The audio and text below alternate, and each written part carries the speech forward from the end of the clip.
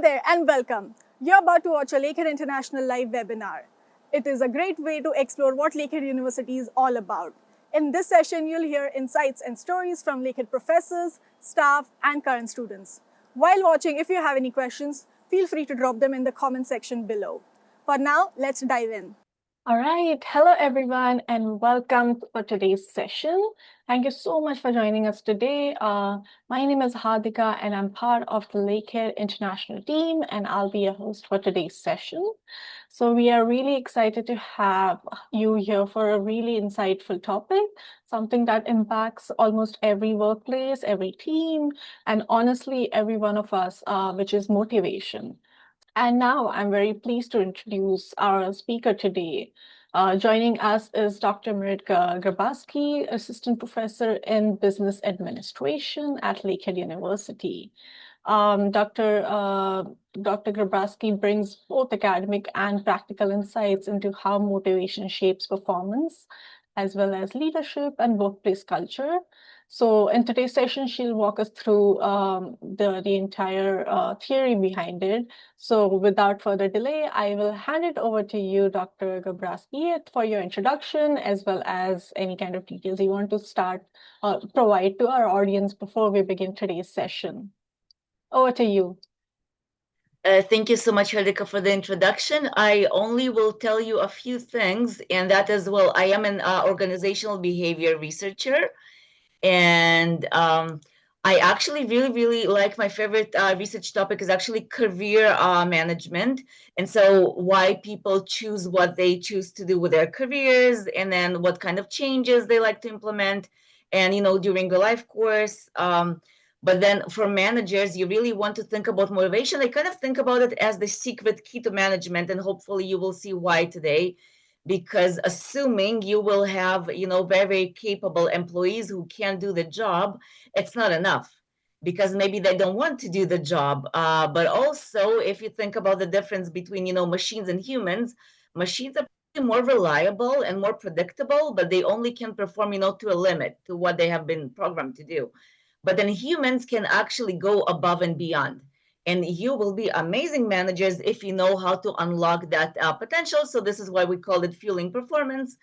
So I really do hope that you find this, useful and interesting for yourself, or whatever you choose to do, that you will actually remember some of the things, hopefully so. And that was my introduction.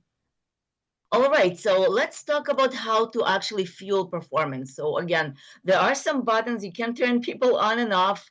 Can we do better than that? Okay, so let's start with, and I don't know if you use this word motivation. Have you ever said, well, I have no motivation to do this? One interesting thing about organizational behavior in general is words that we use every day and we never think about what they actually mean. Have you ever talked about being motivated, and what does that even mean? Okay, let's see in the chat. People, do you ever talk about motivation? Okay, I see a big yes. Okay, how I see yeses coming in. All right. Have you ever wondered what it actually, yes, I do. Okay, I think it resonates with people. That is really cool. What does it actually mean? Okay, what is motivation? So we're going to take it apart. We're going to think about, well, some of the theories, not all of them, but there's quite a bit. Okay, so my first question was, do you even think about motivation? But like, what is that? Let's try to define it. Okay, do you see this nice person here in the picture? And I don't know what time it is for you. It is quite early for me. And there are quite a few people here today, early in the morning, whatever time it is for you. Can I ask you one question? And so, Hardika, if you can please share the Mentimeter. If you can just like spend a minute to think about, why are you here in this session? You probably could be doing other things. You could be eating, sleeping, being out, working, being with your family or friends. For some reason, you all chose to be here, which I really enjoy, but also I'm curious as to why. Okay, I am watching the chat as we're going. Here's my In the meantime, I'll read some of the chats that's been popping up. Yeah, So some of the okay. audience members have said to be more structured and well-planned about choosing a career. Someone has said, I love being informed. That's really nice. I can actually share that. I can share the results. Do we want that? Sure, sounds good. Yeah. I see 7 people participating so far. People, come on. Okay, no, it's not the full screen, but we kind of have an idea of what's going on. There's more of you in there. If you see presenting, well, obviously that's me. People are curious, people want to learn, people want to learn, people want to be motivated, people are interested in the topic. What else are you here? Knowledge. Okay, so I'm gonna take us back to the presentation. If you still want to think about it, it's not closing. You can always think about, okay, what made me actually drop everything and join this session today? When I do this with students in class, by the way, they sometimes say like, it's really cold outside. I just want to be inside when it's nice and warm. Sometimes they say, because this is where my friends are and I want to be with my friends. Sometimes they would say, well, I pay tuition, so at least I want to get, my money's worth, which is legit.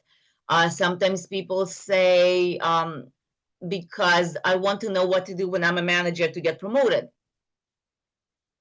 Sometimes people say because I'm actually interested in the topic or I like to learn. Sometimes people say because I'm going to need it for the exam, right? So if I want to get good marks. And so what's interesting is a lot of times the reasons are very, very, very different. All of them are legit, but just thinking about what makes me do things is very much a motivational question, right? So, and even among you, and I saw like curiosity and learning, and it's about the topic, and I just like learning in general. And one of us has to be here because they're presenting, but reasons actually could be very, very different, and they lead to the same, outcome of all of us being online at the same time during this live session. So our behavior was similar in the sense of all of us are in front of our computers right now, not doing anything else. But the reasons that brought us here could be actually different reasons. And that by itself is, makes you wonder, okay, so what makes people tick? What makes people do things? And as you just saw, and it was a very, very, basic question, people have different reasons to do what they do. Now, why is that about management? Because you will need your employees to do all kinds of things. And sometimes they will like them and sometimes not so much, but they need to be done. If as a manager, you know, again, how to unlock motivation, that's gonna make all of you so much more effective in what you're doing. All right, so I'm gonna now move on to the slide when actually I will define motivation. I don't know if you're taking notes, but this would be a good one to take. Okay, what is motivation? And it's actually not that easy. So I said that's what makes people tick in very, very simple words, but it's actually a little bit more, complex than that. So motivation, we will define it as the forces within a person that affect the direction, intensity, and persistence of effort for voluntary behavior. So a very, very long sentence, what does it mean? People do things voluntarily, which means they choose to do it. And there's a force that makes people do things. And so motivation is that force. But actually, we see that motivation can take different shapes and can actually explain different things. So what is direction of effort? Motivation actually explains why people do what they choose to do. Okay, so some people chose to be here today. Some people are working, some people are spending time with family. The whatever you choose to do is the direction of your effort. If you are looking for a career or like a field, what I want to study in university, that would be direction. They want to study at all or they want to get a job, that would be direction of effort. So choosing to do something is a motivational issue for sure. Why do you do what you do? and why did you not choose to do something else? But that's not all. Okay, assuming you choose to be here today, let me see. Can we be really, really, really honest? Let's see if you can. Those of you who are with me right now, are you listening to the lecture 100%, or are you doing other things in parallel? Like, honestly, there are no penalties. Just be honest with yourself. Who is 100% with the lecture? All right. Anyone who is doing other things in the meantime? No judgment. Sometimes people are eating, sometimes people are checking emails. Okay, so no judgment at all. I'm just saying that this is what we call intensity of efforts. And guess what? As management, as managers, you will have employees who are basically doing what you told them to do, what the task is, but maybe not 100%. Maybe they're not working to the best of their capacity. People are raising hands. Okay, is that all right? That means you just admitted to something, I guess. So as managers, you will need to keep in mind that yes, your employees might be in the right direction of what they need to be doing, but maybe they're not working super hard. And that is something you should be aware of, and that is something that you can actually manage if you know how. This is why we're here today. And then the third thing is persistence of effort, because you might be working very, very, intensely, but if you see an obstacle and you're like, no, I'm going to give up, I'm not going to do this anymore. Imagine you're studying right now, and then you get tired in 5 minutes and like, okay, I'm going to go out. I'm done with studying today. And some other people might say, well, I'm going to stay for another hour. And some people might say, so for right now, if people have technical difficulties and they need to restart, and maybe they will come back and maybe not. Okay, so why people persist despite challenges is also a part of motivation.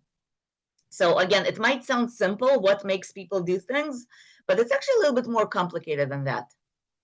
And because it is a bit more complicated, there's actually many, many, many motivational theories. There's like dozens of them. I will show you a few of them today. We will not cover the whole topic because it's a whole course, but we will touch on some things that hopefully you will keep with you as you go on. All right, so how are we doing so far? All right, if I test you at the end of the day, I'm not going to, but if I did, will you remember the 3 components of motivation? I'm going to try. Okay, so I'm going to show you a few theories, mostly on direction and then some on intensity, and maybe you even know some of these. Okay, so let's start with how people actually choose how to direct their efforts. And let's see if you maybe know this one. Have you heard about Maslow's theory? I see yeses, yeses. Okay, I see a no. Okay, so mostly yeses and some no's. So I'm not going to spend a lot of time on that, but this one is really interesting to start with, because if managers ever learn a motivational theory, it's usually this one.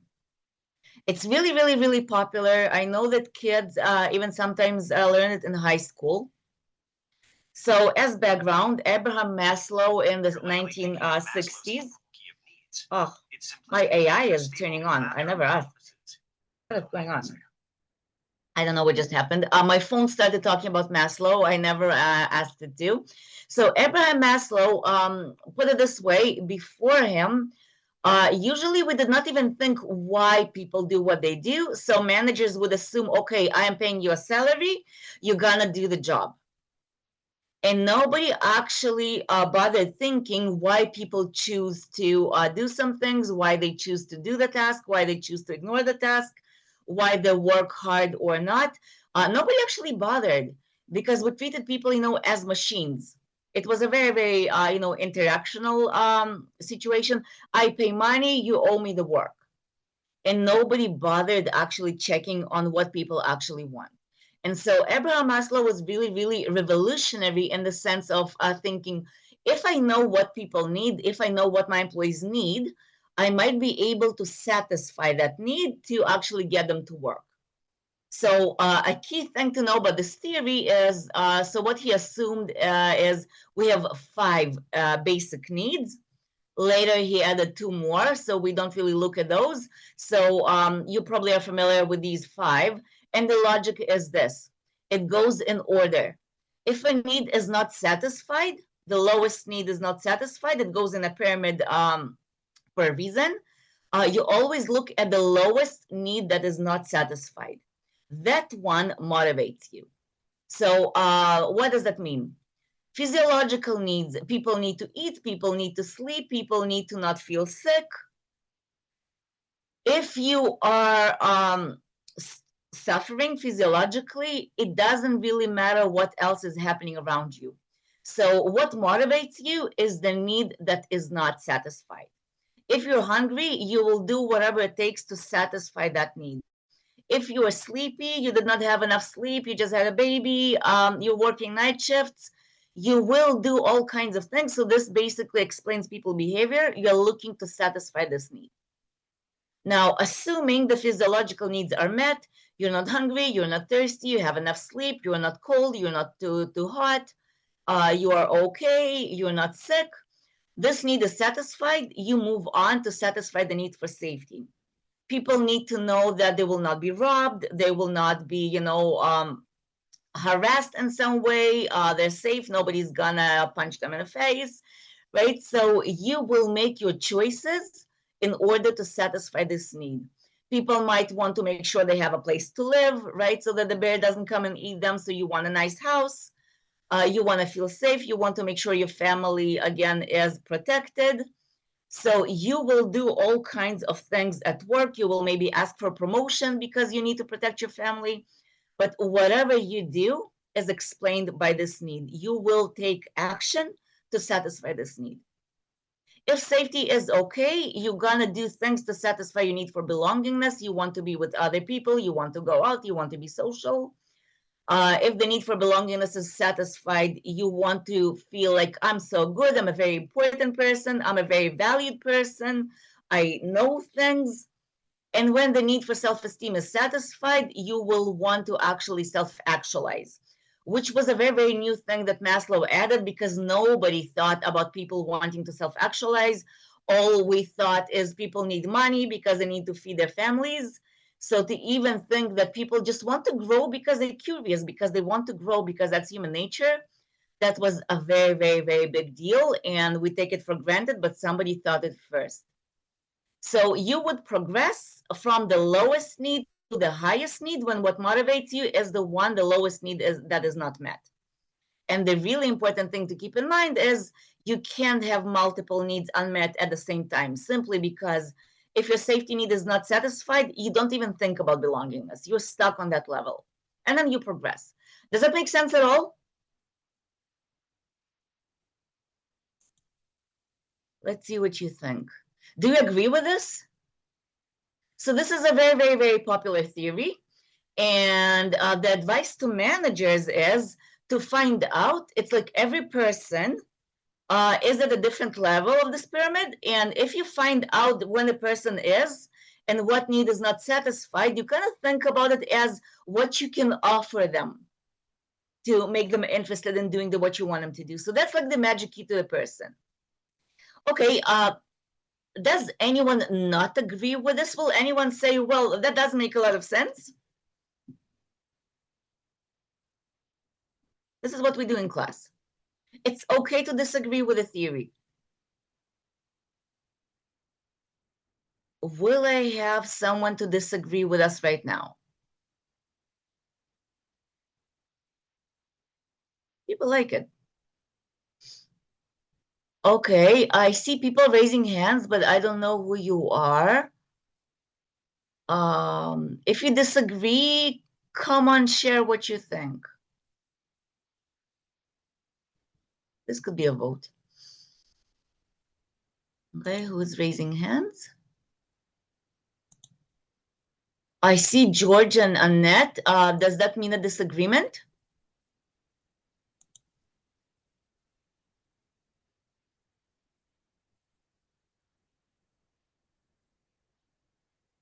Everybody agrees. Magic. Okay, George agrees as well. Annette, what about you? Okay, safety is all right. So I see, okay, safety could be as important, like why is safety below? Okay, we're getting somewhere. Let me ask you this, people. Has it ever happened to you that a friend asked for help and you were really hungry and you were really tired and you really had no time for this and you did it anyway because you're a good friend? Has that ever happened? Okay, I see a question. What if a lower need is more than okay, exactly. Okay. I see a lot of really amazing things in the chat. Safety needs for sure. Absolutely. Please bring that question up, okay? I can't even answer, but I know that people can answer this. Okay, I see you. That's really awesome. Okay, let me ask again, and this is a very gentle way to ask it. Have you ever helped a friend despite having your physiological needs not satisfied?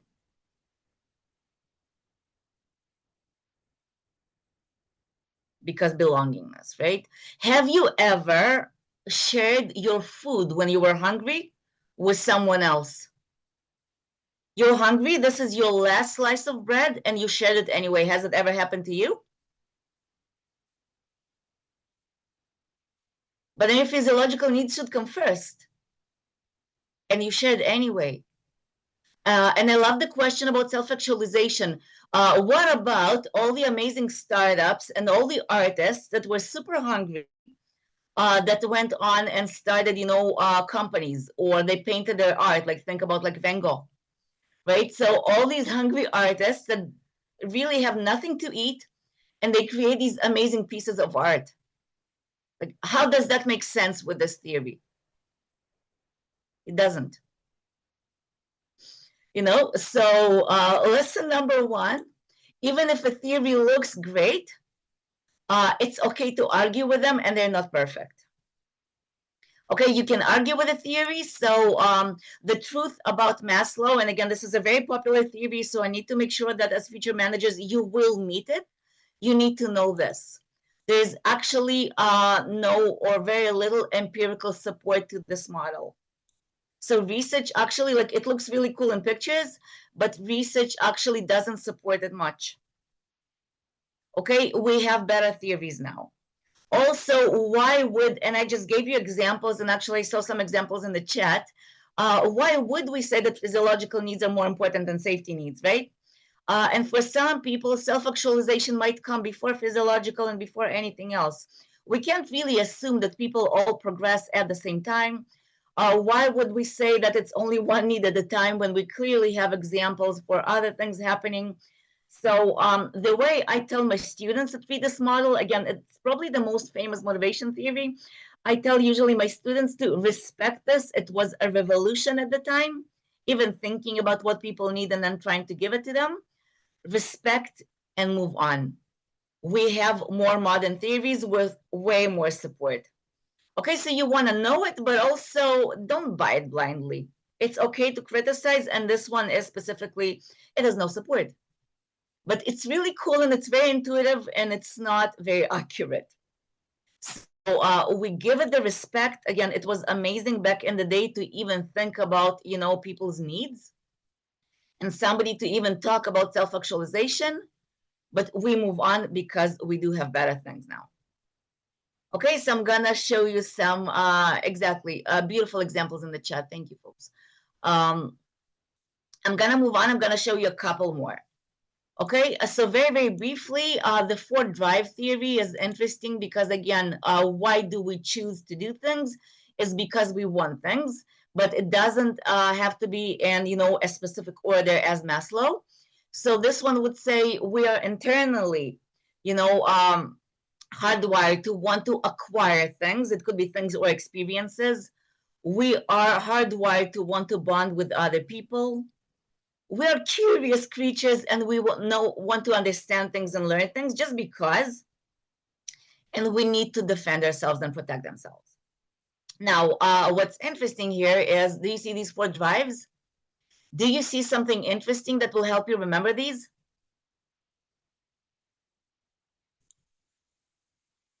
Who can see something? Okay, so you see the ABCD. Beautiful. Whoever came up with this theory wanted to help you remember. So you can think about it as, yeah, why do I want to do things? But something interesting that you see here in the middle is you can't always act on your drive as is. So for example, I go into a store, I see something beautiful, I really want to acquire it, I don't have the money. Would I steal it because I want to have it, right? This is where your brain comes in, right? So you know you want something, but you can't necessarily have it as is because you know that if you steal it, you might get into trouble. Maybe you have past experience. Maybe you know that socially it's not acceptable. Maybe your personal values will not let you do that. So you will not necessarily act on the drive as is, but you might find, a different way to get into it. Maybe you will save money and then you will come back to the store and buy it when you're ready. Maybe you will ask it as a birthday gift. But some things you will not do, not directly, because it might not be acceptable for the society or for yourself, or you already have negative experience. So something will happen to your drive, and then you will set, a proper goal. We're going to talk about goal setting later, but you will set a goal that's a little bit more refined. But still, you need to know, okay, why am I doing what I'm doing and what drive am I trying to satisfy? Now, as managers, you want to be smart and you want to help your people to fulfill their drives. So again, you see this person is looking to bond, you provide them with, an opportunity to socialize. You know that this person is saving for a house. This would be something good, to dangle in front of them as a reward. So knowing what your people want will become something valuable for them, and you can use it to actually shape their behavior. Okay, so I'm going to move on to something. Let's see if we can, and if we have time. Let's see. I don't know, folks, if you ever had any hamsters, but you know how hamsters are running in the wheel? I want to see some ideas in the chat. Okay, why do you think hamsters are running in their hamster wheels? Why would they do that?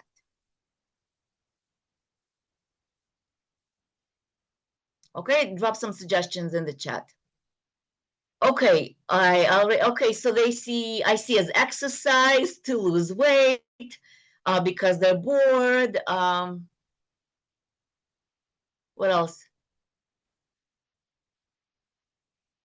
And once you know the answer, this will be the theory. Okay, motivation to go. What does it mean? Are they trying to explore the world? Are they maybe exercising to escape the cage? Maybe. Truth is, and I'm not gonna torture you with this. Actually, the first one in the chat was the correct one, simply because they enjoy it.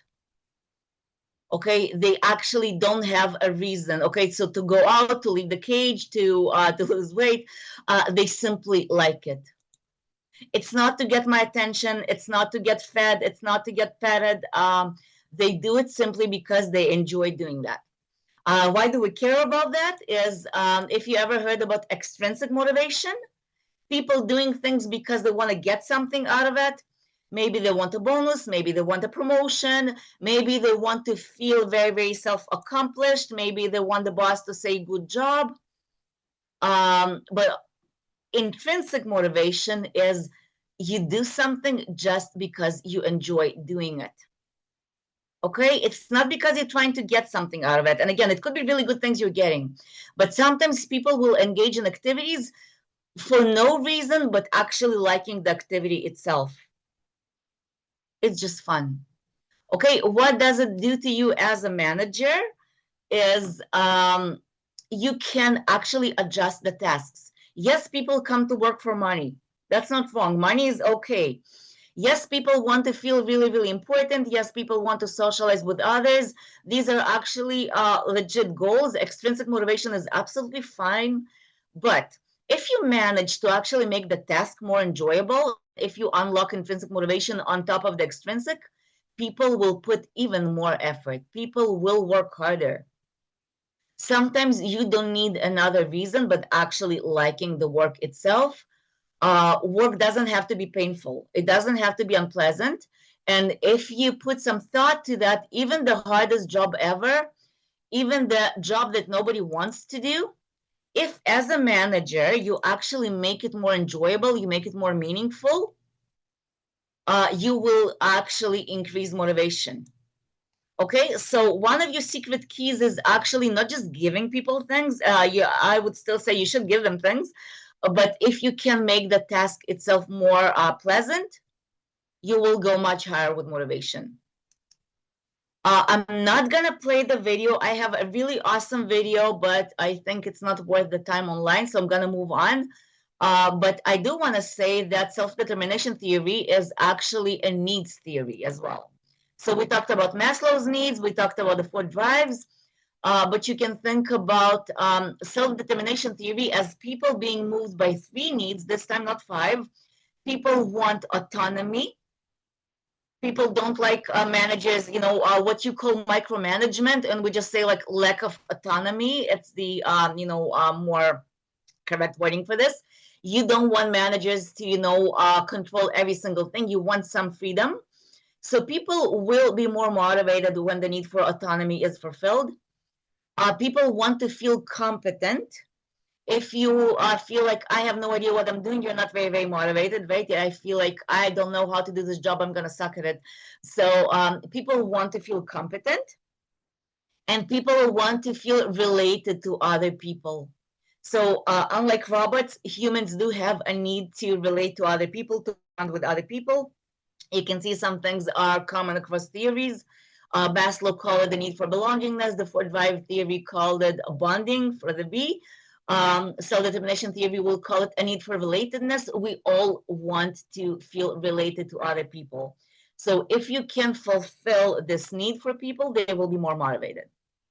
Okay, so I would say that this theory is the more modern one. It has a lot of support. If you want to think about a needs theories in the workplace, I would recommend this one: autonomy, competence, relatedness. Okay, think about what your people want, try to help them achieve that. Lastly, social cognitive one. I still have a few theories for you, but hopefully they're helpful. It's social and it's cognitive. Social as in you're looking at other people. You don't necessarily need to get in trouble to know to stay away from something. It's enough for you to see, another person getting in trouble, and then you will think, well, I don't want to do that. I am motivated to stay away from that problem behavior because I see other people, getting really, really negative consequences.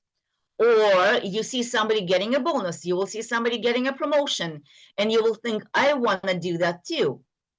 I want that consequence for myself. So you will set a goal looking at other people, that's the social part, but also you're thinking, okay, I see them doing these things, can I do that too? Can I pull it off? So cognitive, your brain is actually thinking, can I do that? And a really important word to mention here is self-efficacy. If you ever heard that word, it's really, really important. It's that, can I do this? Am I good at this? Because you can see somebody getting promoted for something and you will say, well, I want to do that too. But then you think, but I can't do that. I'm really not good at that. I'm not going to bother. It's not a goal I'm going to set for myself. All right. So if you think like, yeah, I can pull it off. Okay, this is your brain will say, okay, this would be, a legit goal. So you will set goals for yourself by looking at other people, but also thinking, can I do that too? Looking at other people and thinking for yourself. Okay, what's up with the chat? All right, I see. Okay, so that's all I have to say today about the social cognitive, looking at people and thinking about, can I do that? Self-efficacy is key. I will come back to that in a minute. Okay, and behavior modification. Okay, I'm just gonna correct one very, very, very common mistake here about reinforcements. Have you heard about positive and negative reinforcements? This is a very common mistake people make, and this is a good opportunity to fix that. Okay, so basically reinforcement is you as a manager, you see an employee doing something good. They worked really, really hard. They were very, very successful with the project. Naturally, as a manager, you want them to do it again. How do you make them do it again? You make them feel good. So reinforcement is making people feel good. Basically, you can think about it as a reward. So what I'm showing you in the picture is Penny and Sheldon from the Big Bang Theory, the TV show, if you're familiar. Every time Penny does something that Sheldon likes, he gives her a chocolate. So basically, he rewards her with chocolate every single time that she does something that he's happy with, and she's going to do it again and again and again. You reward people for good behavior with something they like, they will do it again. This is how you reinforce. If they're doing something bad and you want them to stop, you might do something unpleasant. So unpleasant consequences is punishment. You did something bad at work, you're not going to get a bonus this month. You did something bad at work, well, hopefully you will not be terminated, but sometimes that happens. If you do something bad at work, you're going to be sent to HR and you're going to get something, a write-up in your file. It's supposed to be something that is not pleasant so that people will know I'm not going to do that again. I don't want that. That gets me in trouble. This is punishment. Punishment is different from negative reinforcement. I'm not going to go into details, but again, reinforcement is you doing something that they want to repeat. That is not punishment.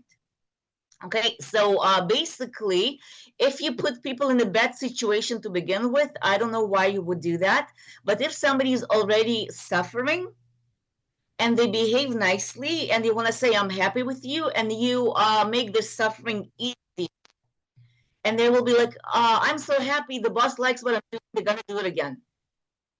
So either way, reinforcement is about making people feel better, so they will repeat something you want them to do.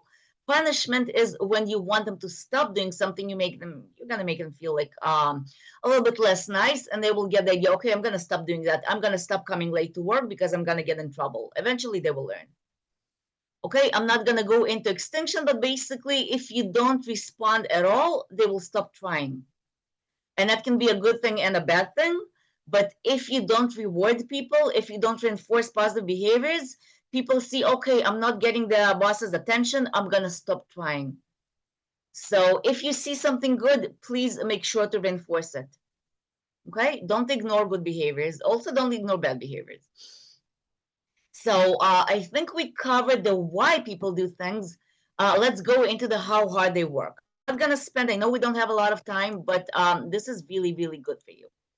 Okay, to simplify this one, so we know not what people want to do, how hard are they going to work? Look at these 3 boxes. Look at the effort, performance, and outcomes. You need to make sure that the links, you can think about it as a chain, links between effort and performance, link between performance and outcomes. If it's broken, they're not going to try. A super simple example is when you want to study for an exam and you think, if I'm going to study all night, I'm going to put all my effort into that, but I know that when I take exams, I have a blackout. I'm not going to know the answers anyway. Why bother? I'm not going to put in the effort because I'm not going to perform anyway. I'm going to spend my time studying for something else. I'm going to go to work. I'm going to hang out with my friends. I'm going to do whatever that is. I'm going to go outside for a walk. I'm not going to put in the effort if I don't expect the performance to be good. Does that make sense? That's where the self-efficacy comes in.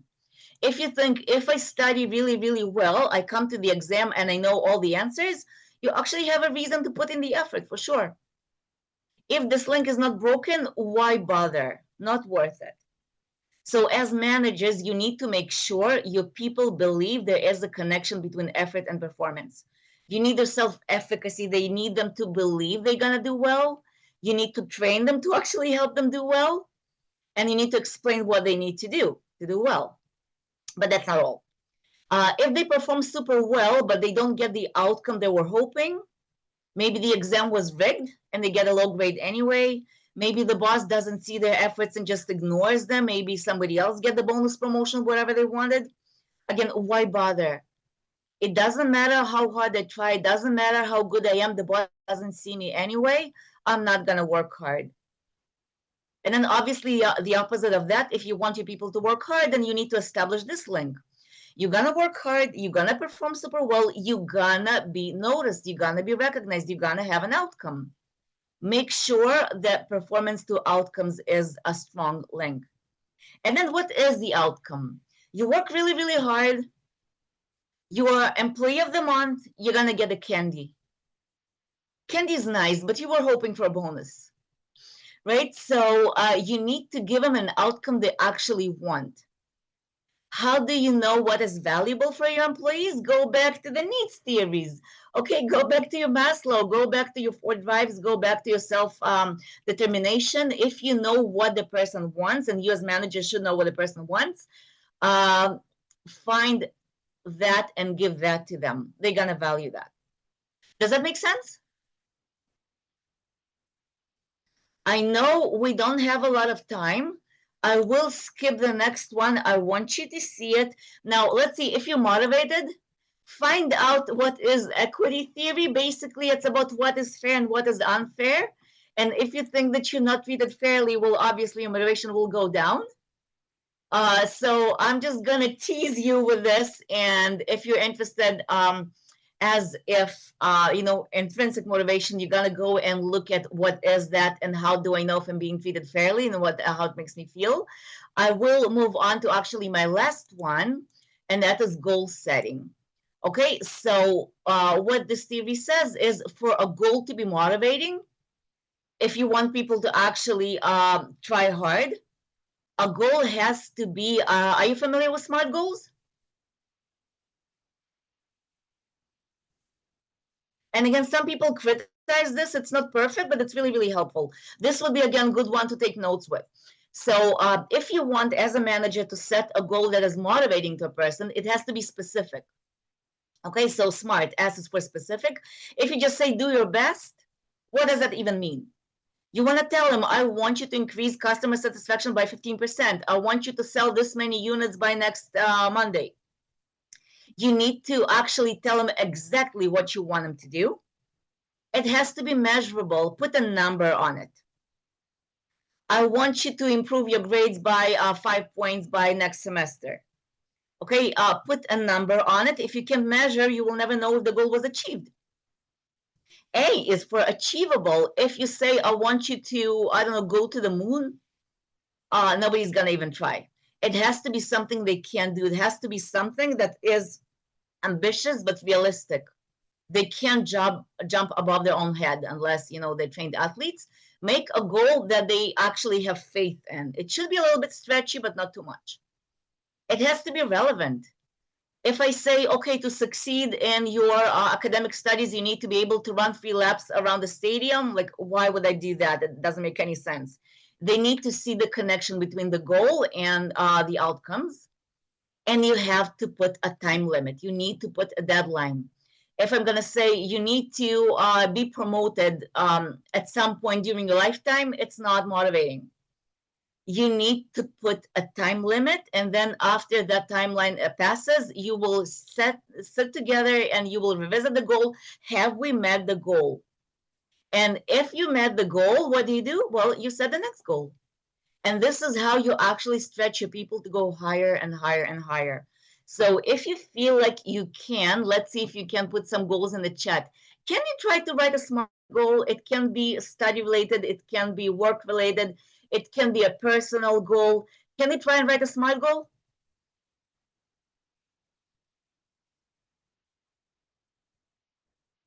And it's really hard, actually. It sounds easy. No, it's not. It takes a lot of practice. I'm going to see what's coming in the chat, and we'll try to see if it answers all 5 criteria, okay? To start running again. Okay, specific. All right. Okay, if you want to start running again, you might want to put a timeline to that. And how do you measure? It could be a yes, no, have I started running? But you need to know how you're going to measure it. I can't start running again because I never did. So for me, it's not relevant. But you want to put a time limit to this. Like, by when do you want to make sure you accomplish this? To learn a new computer language in 3 months. Okay, think about like you can take the SMART and see if you meet all these. I want to get 85% in GPA in my first semester. Well, I see an S, I see an M, I see a T. Only you know if it's achievable for you. Like if you are used to good grades, and probably 10% weight reduction within 6 months. Oh, okay, again, only you know if it's achievable for you. But I think you're getting the idea. Okay, so my recommendation is really try to practice writing SMART goals. Again, there is criticisms. It's not perfect, but it's a really cool way to actually set goals that you, okay, stretch myself. How would you do that? I don't know what that means. To pass a Python course? To be able to write something at the end of the program? Or like, how do you actually measure that? So just think about the measurement of this. But I'm really happy to see all these. And I think we are on time. So my next slide looks like this. Okay. I see amazing things in the chat, people. Awesome. Okay. To increase, again, think about how do you measure this? How do you know if you increased or not? So practice your SMART goals. And I'm going to stop sharing. And let's see if you have any questions, any comments, any takeaways. This is a good question. Right. So now we'll move into our Q&A. So please send in your questions through the Q&A box, and our team will be able to help you answer those. Measurable, there are no numbers. I'm thinking about like yes, no. I want to have my last cup of coffee by 2 p.m. Was I able to do that, or did I steal another cup of coffee later? So I would measure sometimes things as a yes, no. Are the qualitative measures? I can't imagine. Usually you want to put a number, or at least say yes, no, 1, 0. Love the question, Paul. All right. So there is one question in our Q&A box as of now. So I'll just read it out to you so you can answer.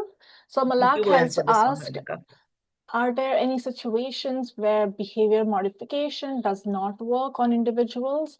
Like maybe if you use negative reinforcement too often, then retaliation from the individual may happen. All right, perfect. Actually, what I said before, negative reinforcement is not a punishment. You see, you really, really need to keep it in mind. A punishment, if you use it too often, a beautiful question, a person will get demotivated. So I would think about it as a tool that's very, very powerful and very, very, very blunt. If you overuse it, it will lose its power. So even if the person will not retaliate, they might just quit. You may just have lost, a really good employee. That's going to cost you as well. So as managers, and I say it all the time, like people talk about the carrot and the stick, they're not equal. A stick is actually more powerful than the carrot. So like for every 10 carrots, you know what I'm talking about? Use the stick maybe once, if at all. Only use it when you have to, because yes, it will lead to demotivation. Sometimes a person is doing something really, really horrible, like you can't, avoid the punishment. Somebody who embezzled money, or somebody who did something really, really bad, or like harassed or abused someone. You have to respond to this, harshly, but please don't use them equally. Okay. So don't use it too often. It's not like it's not going to work. It's going to give you the opposite of what you were hoping. So you need to think, okay, I want this person to stop doing what they're doing. What other ways do I have? Maybe you can actually use positive reinforcement. You can say, well, a person who comes late to work, maybe you can say, well, if you set it as a SMART goal. If you come on time every day for a month, you're going to get something you want. If you can make it a positive reinforcement, I would. You only use punishments when it's absolutely necessary and you don't find, if I catch a student, cheating, I will use punishment, and I will want other people to know that these punishments exist, because this is, again, social cognitive. Other people will see this person being punished. They will not want to engage in that behavior. So, but use it very, very purposefully. Now, negative reinforcement, again, you want to encourage your behavior by stopping the suffering. It's not a punishment. It's a person hates their office, you're gonna help them, hate their office less to encourage good behaviors. Okay, if I answered that one, Malak. Okay, scholarships, I honestly don't know. That is not a question to me. I see that Paula is on this one. Okay, if you have scholarship questions, that is not me, but there are people to answer that.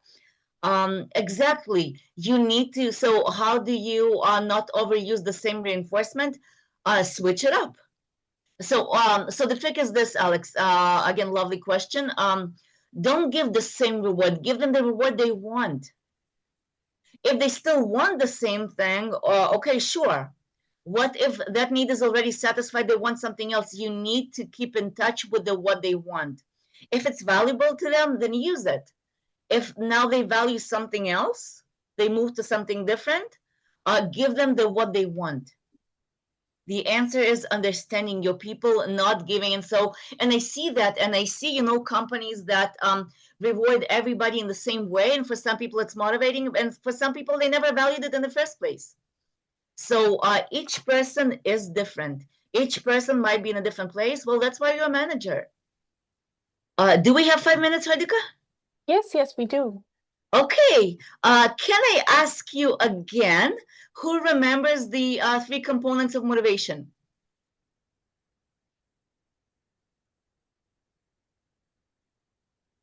Direction, intensity, persistence. Oh my God, love it. Let's see if we remember SMART goals. Can you unpack SMART goals for me? Specific, yes. Measurable. Achievable. Some people will argue about achievable and agreeable. I like achievable more. Relevant, again, some disagreement on the R. I like the relevant. And time bound. Absolutely perfect. Does anybody want? You got it. Absolutely, you got it. Do you want to put some more SMART goals in the chat? And go back and see some that I saw before.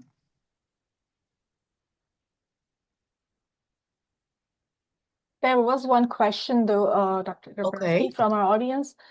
Stephen mentioned, what will you do when you want to satisfy your workers to motivate them, but you do not have the means to do that? Okay, lovely question. Be creative. Be creative, because sometimes people ask for one thing. Think about not what they're asking, but think about the actual need. So I really actually like that. So my husband was, and I helped him negotiate, a million times. So he got an offer for a job, and he felt like he wants to negotiate a bit because you don't take the first offer. So he was thinking, okay, what can I ask? And so if he asked for more money, it's going to be eaten by the taxes, right? It's not even worth it. And so I asked him, what do you really want? Not as, your demand, but what is the need that needs to be satisfied? And he says, I want to have autonomy. And so what he ended up negotiating is like autonomy can look like a million things. So he ended up, and that was before COVID, working fully online, like everybody's in the office, and he doesn't punch the clock, not in and not out.